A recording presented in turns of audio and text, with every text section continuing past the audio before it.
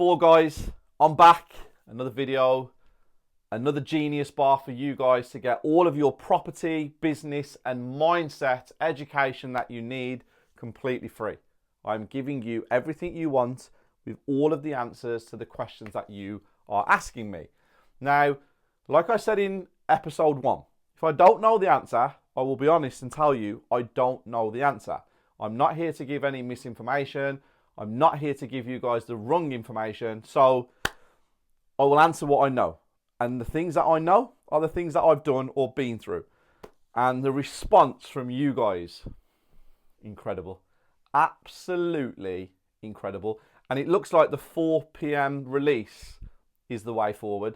So straight into it. I'm having a great time doing this as well, guys. I'm really enjoying it. I'm getting a lot of fun out of it, a lot of feedback. Opportunities are coming my way. From yesterday, 2 people who I answered questions for messaged me on Instagram and said they want to do a joint venture with me. They've got some funds available. Would I help them? Would I jump into a joint venture with them? Can I teach them? I've had somebody bring me a deal and they're trying to sell a property in Birmingham. Incredible. This is what I created this show for. Monday to Friday. Saturday and Sunday videos are my geniuses at work. Duna and Phil create the masterpieces. Monday to Friday, it's me in my home office doing this for you guys. So let's get straight into it. We're going to start with a nice comment because social media is full of nastiness. Or is it? Is it? Because I am seeing a lot of accounts on Instagram, Facebook being closed. I'm seeing a lot of it because I believe they're spreading hate and nastiness, and maybe Meta have finally figured it out. Hopefully. We'll see. So, first comment. Nigel Fulton 2772. To be honest, I'm amazed you're giving so much information in these videos. Thank you. Awesome content. I like your manner and your content. Well, you know what? What a way to start the video. Thank you so much. I massively appreciate it. Second up is a regular Paul Simpson 84. When you find a property and it has limited title guarantee, can you explain what that means and how to sort it out? It's very, very, very simple. It means that the person who is selling the property has no knowledge or limited knowledge of the property. So how does that happen? Usually when someone passes away and someone inherits a property, they've never been there or they have no knowledge of it. So when it comes to title deeds and restrictions and covenants and outlines of where the land finishes or so many different things, they don't know about it, basically. They have no clue. So they're selling it with limited title knowledge. If you've got a great solicitor, you can work most of the things out. But it's not an issue. It happens more than you actually think. And you just have to make sure that you've done all the due diligence with your solicitor, you've ticked all the boxes and everything's great. So simple, so easy to move forwards. It sounds worse than it actually is. So hopefully that answers your question.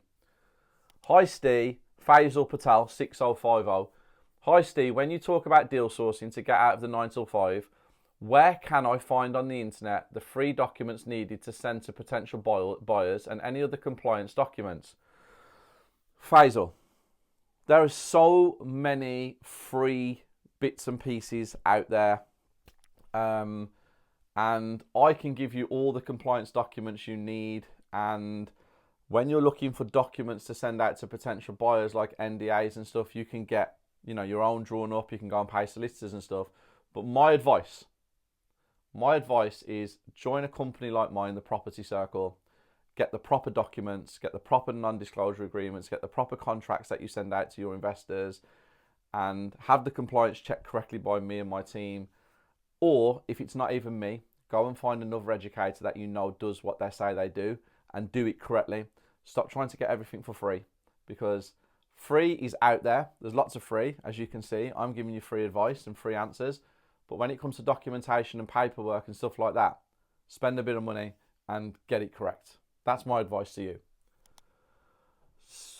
Structure 1881. Hi Steve, hope you are doing well. Just signed the Property Circle program a few weeks ago and I appreciate how you've set up all the courses. Thank you, I appreciate that. Can you please guide on how to set property goals? How can we achieve what we want along with education? So that's difficult because you need to know what your goals are. You have to have that vision, and then you have to put steps and procedures in place. So if you're working 9 till 5 and you have no money and you want a deal source in order to get out of your 9 till 5, well, unfortunately, your 9 till 5 becomes your second job, because you have to then start working from 5 till 2 in the morning or 6 till 9 in the morning, and then Saturdays and Sundays in order to achieve what you want to achieve. If it was easy and we could literally click our fingers and finish work at 5 o'clock, do a quick hour on the computer, find a deal, package it up, send it to an investor and get paid 3 to 5 grand, nobody would work. 99% of the population would be sitting at home just printing money, basically. So setting your property goals, you have to put into place, how much do you want to earn each month? £1,000, £2,000, £5,000, 10, 15, 20, a million. And what are the steps to get there? So you're not going to earn 5 grand a month from a starting £0 outlay. You might earn 1,000, but you're not going to do it from a £0 outlay. You're going to have to outlay something, travel, time, maybe some kind of education. So you have to plan your property goals yourself. You have to have that self-belief. You have to believe that you are the greatest. You have to believe I can make this happen. And my favourite saying, sleep faster, because there's more than enough hours in the day to achieve what you want to achieve if you put your mind to it. So get at it, make it happen, keep pushing, and you have to set your property goals. You have to write them down and you have to have clear steps. You're part of my community. You're part of the property circle. Look at what I talk about every day on my app. Look at what I do. Look at the videos I post. Look at the lives I do. You have to really immerse yourself in it. So yeah, we'll speak about this more in the property circle. Next one, Adnan Latif. Steve, great work. Very inspiring. Excellent communication. Thank you so much. I appreciate that. VJ George 6861. Great content, Steve. Thank you so much for answering my question on bathroom on your second episode. I have another question. Do you use waterproof matting roll before tiling the shower area, walls around the shower or bath to prevent water passing through the tiles? No, we've never done that before. Also, when planning for a flip project for a bathroom, do you keep your vanity in white and taps in stainless steel, or can we go with black for taps and other accessories? Can you please share your insights on this? So I like black matte finishes in my bathrooms. I usually do go white, and then I put some different colour tiles in, but you can do anything that suits you. If you want white with stainless, because that's what you prefer, I think matte black stuff gives it a little bit more of an edge. And then obviously the higher end that you're going when it comes to your flips, brass features look really good, but they only look good in certain types of properties, usually more high-end properties, if I'm honest with you. And really nice apartments, they go really well, brass do. But I like matte black. But you can choose anything you want to choose, and obviously budget dependent as well. So hopefully that answers 2 of your questions. Hi Steve, great video again. This is Steve Walklit. Can you give us a demonstration on how and where you find good contractors and what you look for when searching? Thanks. So check a trade, mybuilder.com. The top 10, 15 people on there are going to be fully booked usually, so you need to book them in advance. Word of mouth. Speaking to people who have used contractors in the past, that will always help you. Secondly, as you're driving or walking or cycling around your area and you see works being done on commercial buildings, ground up developments or residential, stop and speak. The contractors, if they're any good and are allowed to and there is safety in place, they will probably let you in to see what they're doing if they know that you are a potential customer. So stop and speak to people. Word of mouth is always going to be the way forward. But always remember, there's 2 sides to things and then there's the truth. So contractors are always going to give you their side. People who employ contractors are going to give you their side. So if you hear bad things from a non-contractor, take into account what the person you're hearing the conversation from is like.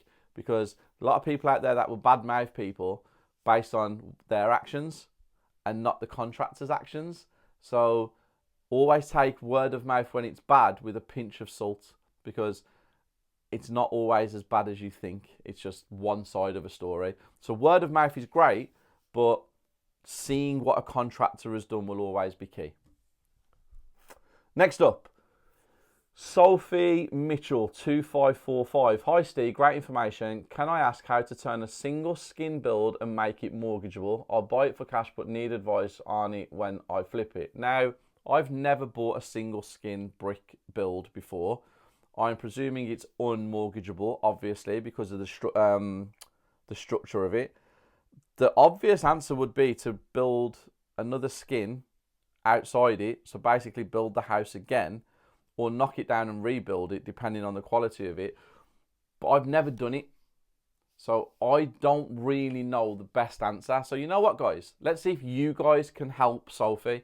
If any builders, any contractors, any developers that have done that, comment below. We'll discuss it tomorrow, and let's see if you can help. But common sense would tell me that you need to build again, but I've never done it, so I don't know.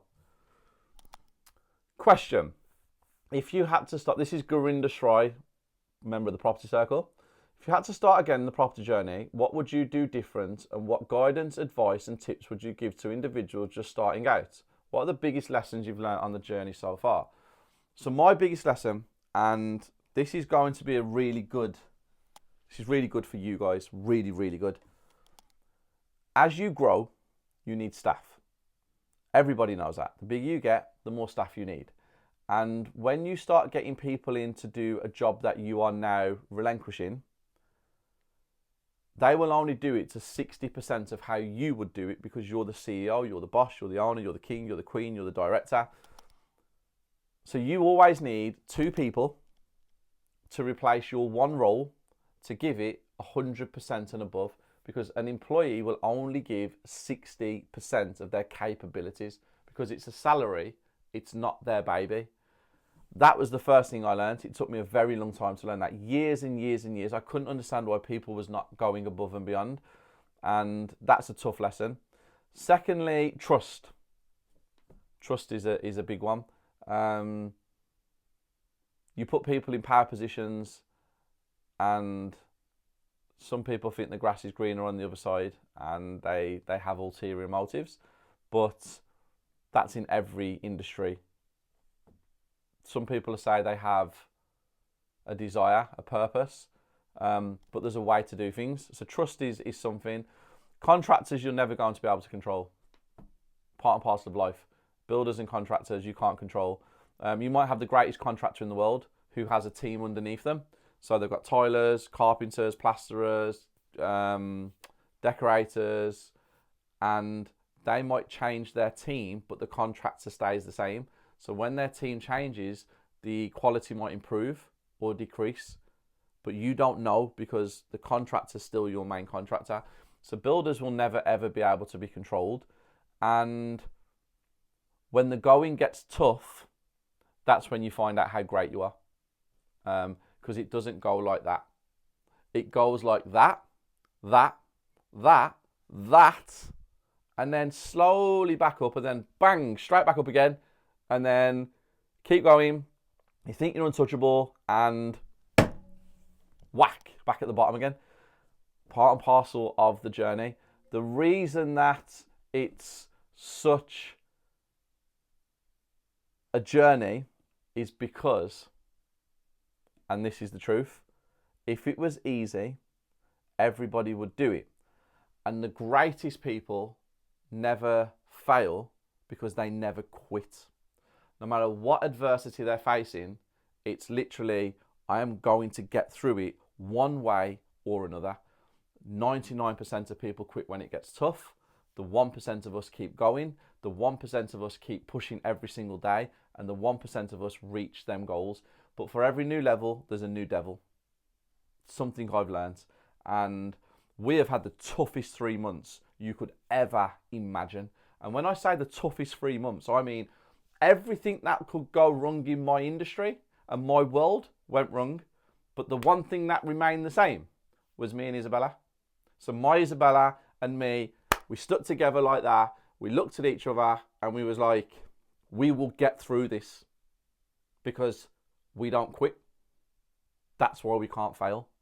So it's difficult, it's hard, because if it was easy, every single person would be rich, and they're not. 99% of the population aren't rich. That's the reason. So lots of lessons, and we're still learning lessons today. Karina's got another question. Great content. Question: when making executive decisions, what things do you consider? What's the thought process to ensure that it's the right decision?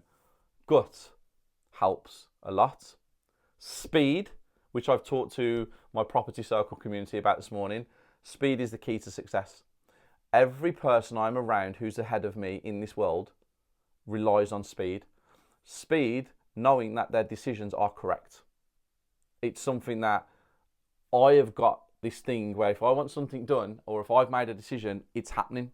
I'm not this person.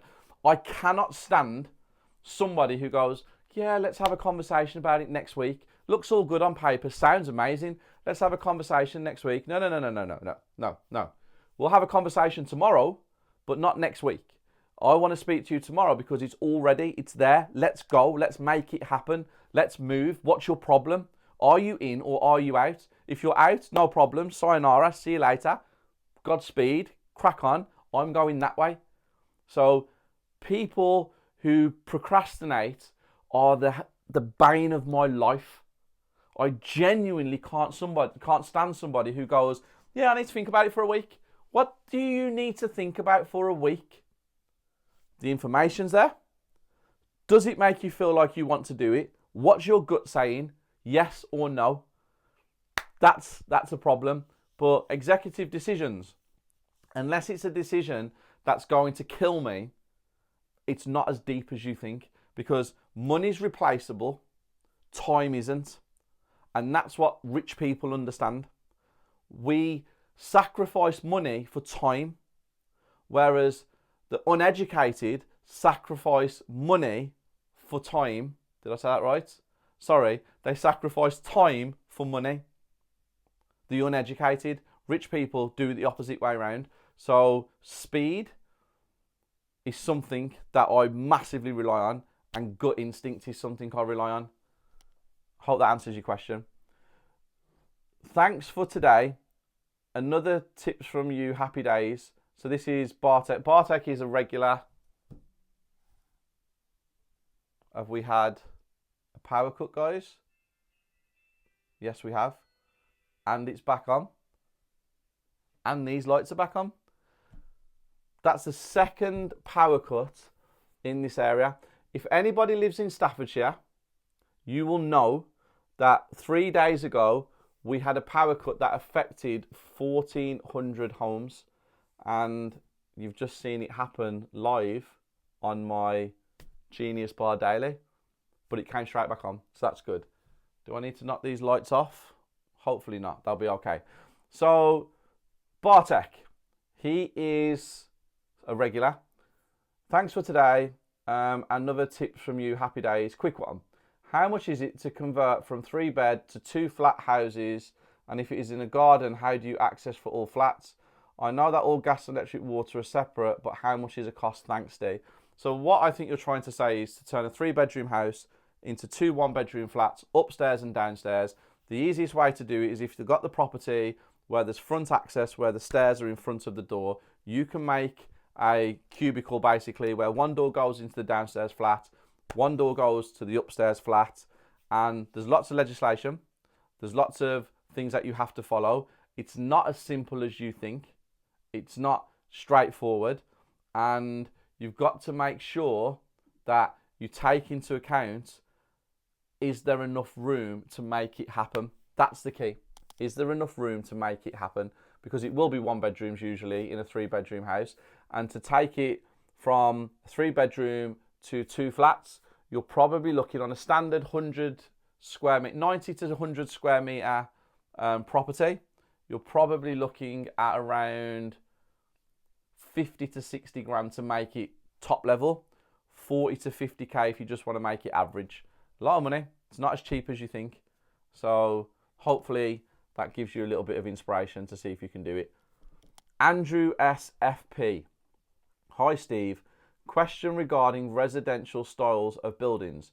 If you intend doing a buy to refurbish, what style would you say was the easiest to accomplish, Victorian, etc.?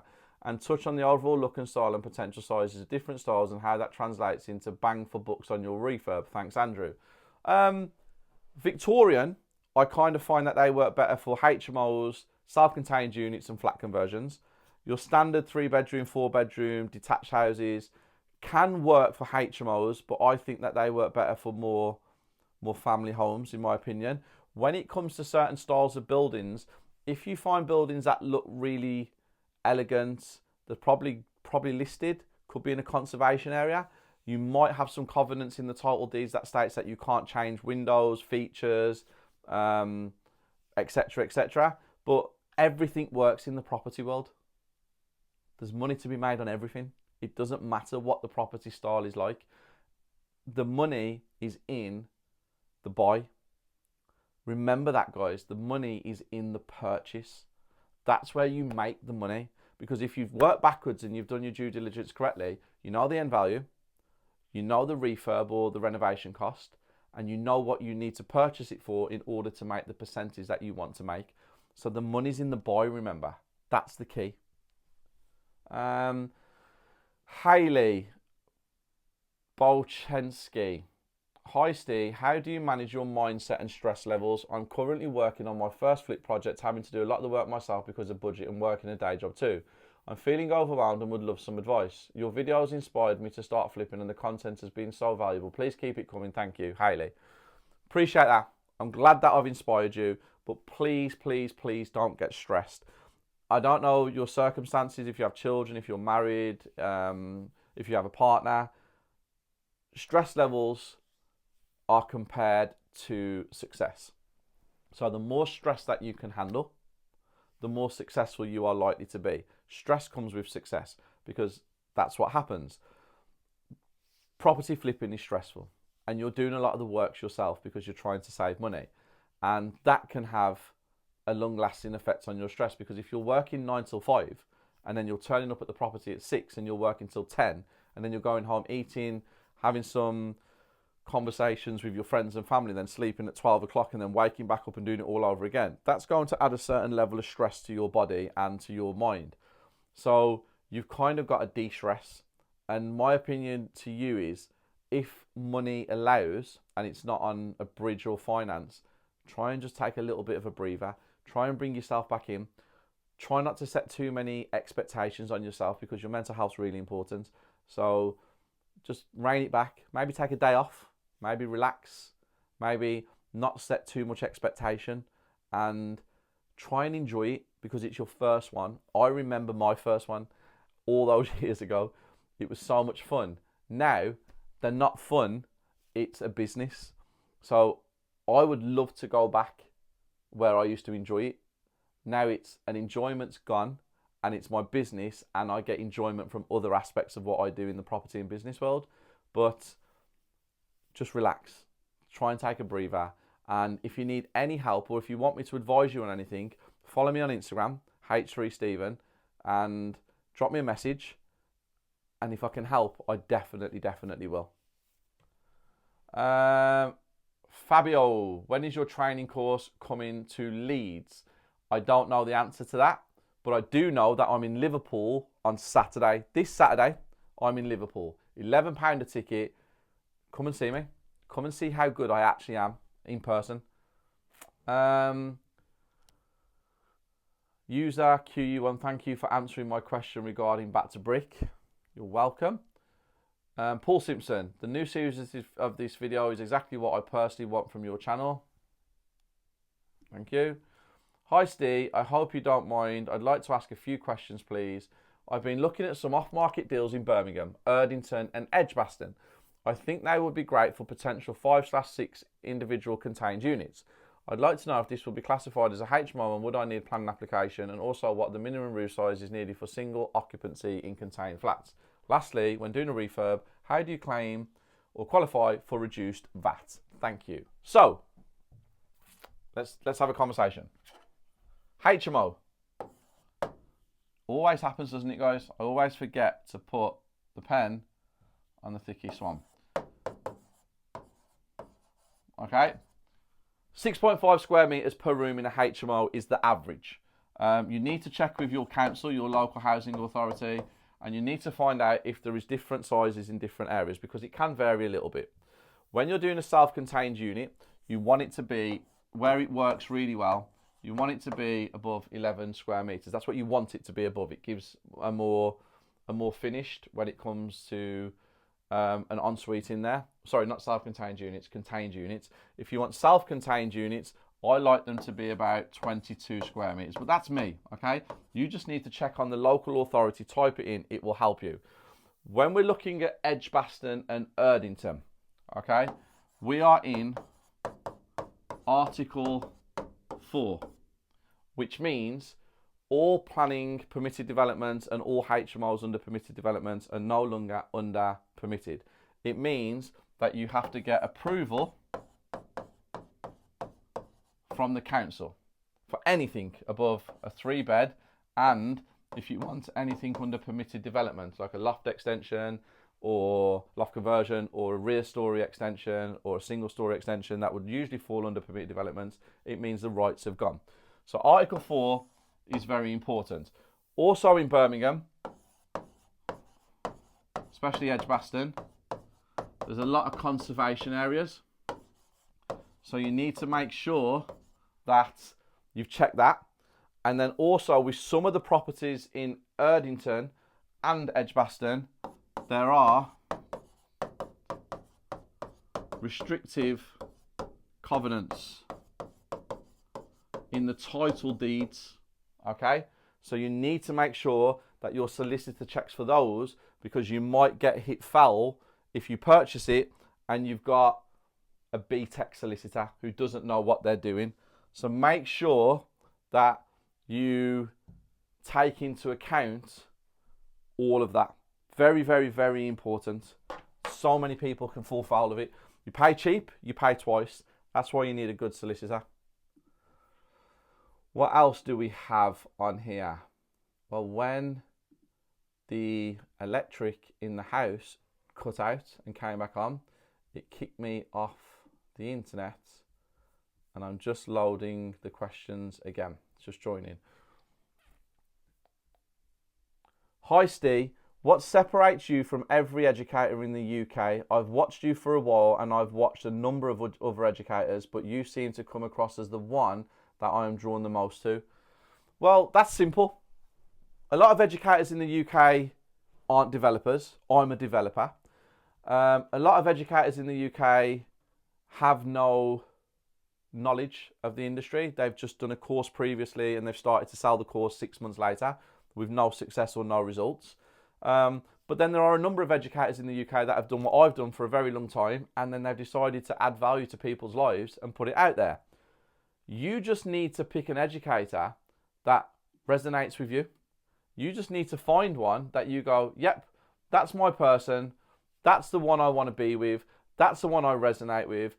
That's the one that I followed for a long period of time and I can clearly see they do what they say they do. And when you find the one that resonates with you, go and learn. Go and be around. Go and pay attention. Listen to what they say. Follow the steps and the procedures, and the results will speak for themselves. But what you've got to remember, guys, if it was so easy to sign up to a course and become a millionaire in however many days or months they tell you it takes to become a millionaire, the chances of you becoming a millionaire in days, weeks and months is probably 1 in a billion, because in those days, weeks and months, you could win the lottery. So there is that slim, little, tiny bit of hope. Other than that, it's just work. It literally is get your head down, sleep faster, and just push as hard as you can. Every single day, you have to give 110% to reach your goals, and it will come. I promise you, it will come. It's not as far away as you think it is, and that's the key. That is the key to everything. We have no more questions, guys. We have no more questions. All done for the day. Nobody really wanted any anything doing. Yeah, everyone seems happy. Hope you've enjoyed it. I'm looking to make sure no more questions have popped up. I've just gone onto YT Studio. It doesn't seem like I've got anything that they need. Nope, all done. Happy days. Hope you're enjoying these videos, guys, because they take time, they take effort, but I'm really enjoying them. I'm really, really, really enjoying them. I'm enjoying giving you the knowledge. I'm enjoying having you guys speak on here and openly. I hope you can help with the question that was asked and you comment below. But I'll be back tomorrow all over again. Remember, guys, consistency. Consistency is key. And the one thing that I have in abundance is consistency. So I will see you guys tomorrow. Thank you for tuning in. If you can share this for me, if you can like it, if you can comment, if you can subscribe and you're not subscribed, that would be massively, massively, massively appreciated, because I'm trying to grow the channel. I'm trying to add as much value as I can. And any of you guys that can get to Liverpool on Saturday to see me, that would be massively appreciated as well. So I'll catch you guys tomorrow. I hope you have a great evening and I'll see you soon.